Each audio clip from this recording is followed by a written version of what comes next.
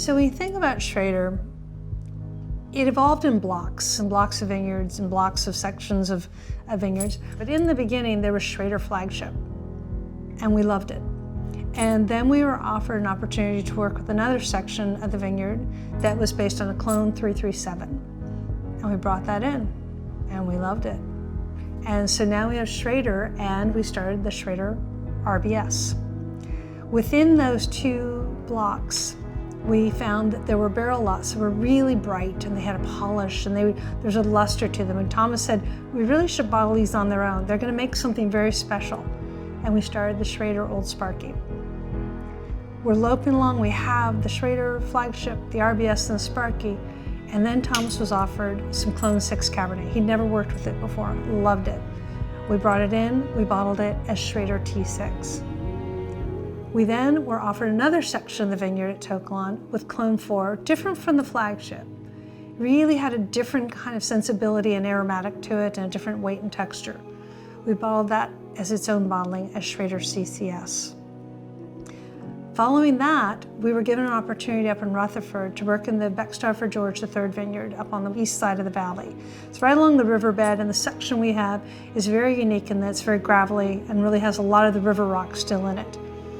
We then created the Schrader G3 in honor of Beckstoffer George III vineyard. Following that, we were given an opportunity up in St. Helena on the west side now. So now we have Oakville, east side, and now northern west side up in St. Helena, the Beckstoffer Las Piedras vineyard.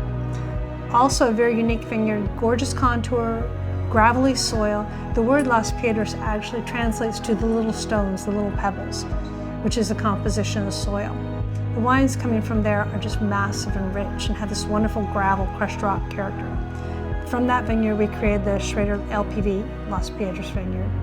And then, again, like the Sparky program, Thomas said, there's some barrels that really are shining brightly. Let's call those off, and we created our top mark from that vineyard, the Schrader Colesworthy. That was kind of the early genesis, the early formation of Schrader. When we partner with Constellation Brands, the benefit is we have access to hundreds of more acres, not only in To Kalon, but in other sections in the valley. Thomas said to me that he couldn't wait to get in and get into the older sections of To Kalon. He said, there are grapes in there I've never worked with. There are things in there that I've never been able to experience. The first of which he came back with the Heritage Clone coming out of the Mondavi-owned sections of To Kalon. These grapes were planted by Robert Mondavi, and it is an old Heritage Clone.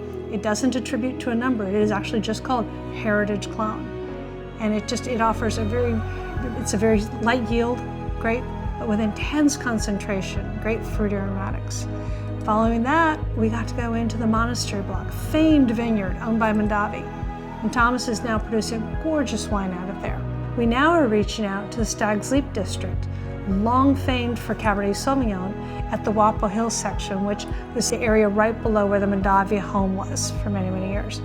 So the beauty is, as our portfolio has grown, it's grown by interest and diversity, by opportunity. We get these great sections coming to us, and from it, Thomas is able to create these exceptional wines. It literally is a river finding its way in our Cabernet path. I couldn't be more excited about what lies ahead in the future.